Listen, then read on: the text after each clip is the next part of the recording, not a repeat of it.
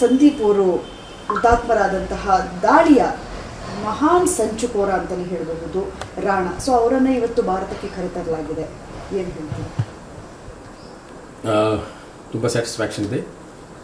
ನಮ್ಮ ಏಜೆನ್ಸೀಸ್ ಇಷ್ಟೊಂದು ಕೆಲಸ ಮಾಡಿರೋದು ಎಷ್ಟು ಅಪ್ರಿಷಿಯೇಟ್ ಮಾಡಿದ್ರೇನು ಸಾಕಾಗಲ್ಲ. ಆ್ಯಂಡ್ ನಾವು ಎಲ್ಲರೂ ಪಬ್ಲಿಕ್ ನೆನೆಸ್ಕೊಳ್ಳೋ ಥರ ಅವ್ರನ್ನ ಕರ್ಕೊಂಡು ಬಂದುಬಿಟ್ಟು ನಾಳೆ ನಾವು ಹ್ಯಾಂಗೆ ಮಾಡ್ಬೋದು ಅಂತ ಆ ಥರ ಯಾವುದು ಇದು ಇಟ್ಕೋಬೇಡಿ. ಬಿಕಾಸ್ ನಾವು ಅವ್ರನ್ನ ತಂದಿರೋದು ಎಕ್ಸ್ಟ್ರಡಿಷನ್ ಟ್ರೀಟಿ ಅಂತ ಒಂದು ಅಗ್ರಿಮೆಂಟ್ ಇರುತ್ತೆ.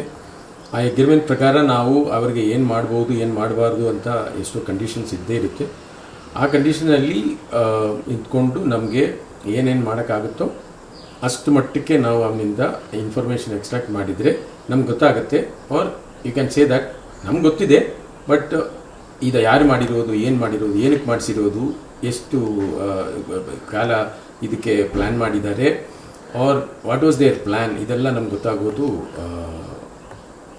ಈವನಿಗೆ ಬಂದ ಮೇಲೆ ನಮಗೆ ಒಳ್ಳೆ, ಅದರಿಂದ ನಮಗೆ ಅಡ್ವಾಂಟೇಜ್ ಅದೇನೆ ಜಾಸ್ತಿ. But it is not that no we can punish him or something like that.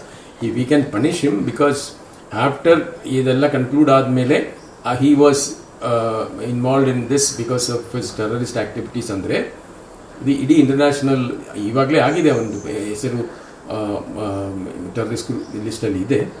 But ಇನ್ನೂ ಒಂದು ನಮಗೆ ಎವಿಡೆನ್ಸ್ ಕೊಡುವುದು, ಅದು that is more important. Sir